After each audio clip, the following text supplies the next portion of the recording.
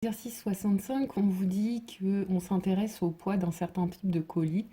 Donc, la masse définit une variable aléatoire d'espérance 300 et d'écart type 50 kg. Donc on va s'intéresser à la variable aléatoire grand M qui est un groupe de 25 colis associe la masse totale.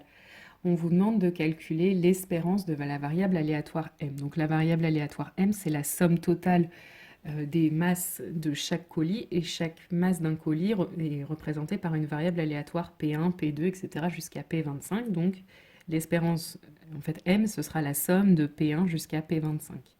Donc d'après le cours, comme P1, etc. jusqu'à P25 ont la même espérance, suivent la même loi, eh bien cette espérance, ce sera 25 fois l'espérance de P1 par exemple. Donc c'est-à-dire 300 fois 25, c'est-à-dire 7500 kg. De la même façon, pour l'écart type, on va appliquer les formules du cours. Et donc la formule du cours vous dit que l'écart type de P1, etc. jusqu'à P25, comme les variables aléatoires sont indépendantes, eh bien ce sera racine carrée de 25 sigma de P1 par exemple.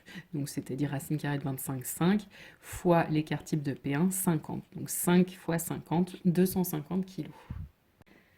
Dans l'exercice 66, on vous dit qu'on a deux dés qui sont bien équilibrés, un dé rouge qui est normal, numéroté de 1 à 6, et un dé bleu qui comprend deux faces marquées 1, deux faces marquées 2, deux faces marquées 3. On dit qu'on lance ces deux dés et que le gain du joueur, c'est la somme des numéros sortis sur le dé rouge et le dé bleu. Donc grand X, ce sera la variable aléatoire qui associe le numéro du dé sur le dé rouge. Donc on vous demande la loi de grand X. Donc sur le dé rouge, vous avez des numéros de 1 à 6 et chacun a la même chance de sortir, donc 1 sixième. Sur le dé bleu maintenant, donc c'est la variable aléatoire grand Y, vous avez trois numéros, 1, 2 ou 3. Et donc chacun des numéros, il y a deux faces qui le portent. Donc ça vous fait 2 sixièmes, une probabilité de 2 sixièmes pour chaque numéro, donc 1 tiers.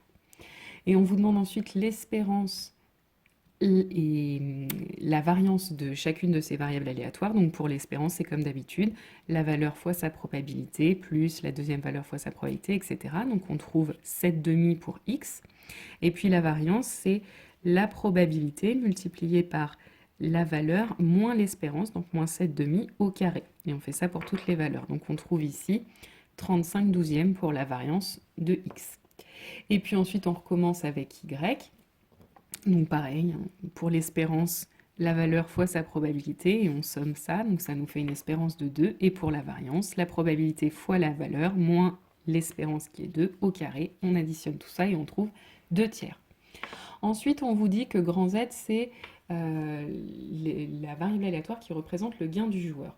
Donc grand Z, l'espérance de grand Z, ce sera l'espérance de grand X plus grand Y, c'est-à-dire c'est égal à l'espérance de grand X plus l'espérance de grand Y, c'est-à-dire 7 demi plus 2, c'est ce qu'on avait trouvé ici. Donc attention, il y avait une erreur dans le manuel, hein, c'est bien 11 demi pour l'espérance de Z.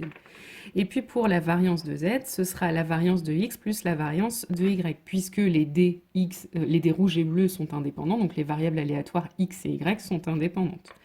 Et donc, ça nous donnera 35 douzièmes plus 2 tiers. Ça fait bien 43 douzièmes comme annoncé. Ensuite, on vous demande, on vous dit qu'on répète 10 fois cette épreuve. Et grand S, c'est la variable aléatoire qui, à cet ensemble d'épreuves, associe le gain total du joueur. Donc, on veut l'espérance et la variance de S. Donc, l'espérance de S, en fait, ce sera 10 parties finalement. Donc, on aura une variable aléatoire. Enfin, on peut avoir une variable aléatoire qui représente chaque partie, mais chaque variable aléatoire aura la même loi. Donc en fait, c'est comme si on jouait 10 fois, si on avait, comme si on faisait la somme des gains de 10 variables aléatoires. Donc d'après le cours, ça nous donne 10 espérances de Z. Donc 10 fois 11 demi, c'est-à-dire 55. Et puis pour la variance, même chose. D'après la formule du cours, ça va nous donner 10 espérances de Z, donc 10 fois 43 douzièmes, c'est-à-dire 215 sur 6, puisque les parties sont indépendantes. Exercice 68, on s'intéresse au contrôle qualité d'un produit. Il y a 4 contrôles qui prennent chacun 30 secondes avec un écart type de 6 secondes. On vous explique que la variable aléatoire T associe à chaque produit le temps de contrôle nécessaire pour l'inspecter. Donc, on vous demande de déterminer l'espérance et l'écart type de t. Donc, étant donné qu'on a 4 contrôles qui se passent de la même façon, qui suivent la même loi de probabilité pour leur temps de contrôle, eh bien, on va avoir une espérance qui va être de 4 fois l'espérance d'un contrôle, donc 4 fois 30, donc 120 secondes, soit 2 minutes. L'écart type de ce temps, pareil, donc là on a des contrôles qui sont indépendants, donc on va pouvoir appliquer la formule du cours qui dit que du coup l'écart type du temps, ce sera racine carrée de 4, racine carrée du nombre de contrôles, multiplié par l'écart type d'un contrôle. Donc ça va nous faire racine de 4, 2, donc 2 fois 6, 12 secondes, puisque les temps de contrôle sont indépendants. Ensuite, on vous demande combien faudrait-il de contrôle au minimum pour que l'écart type du temps moyen d'inspection soit inférieur ou égal à 2.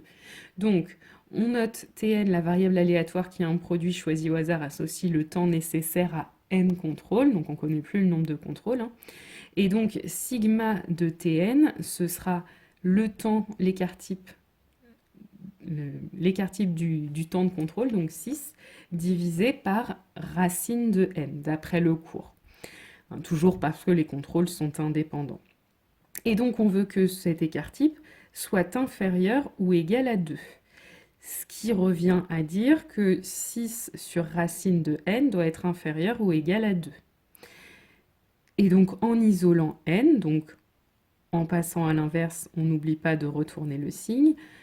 Ensuite, on multiplie par 6, et donc ensuite on met au carré. Et donc, on trouve qu'il faut 9 contrôles minimum pour que l'écart type du temps moyen d'inspection soit inférieur à 2 secondes.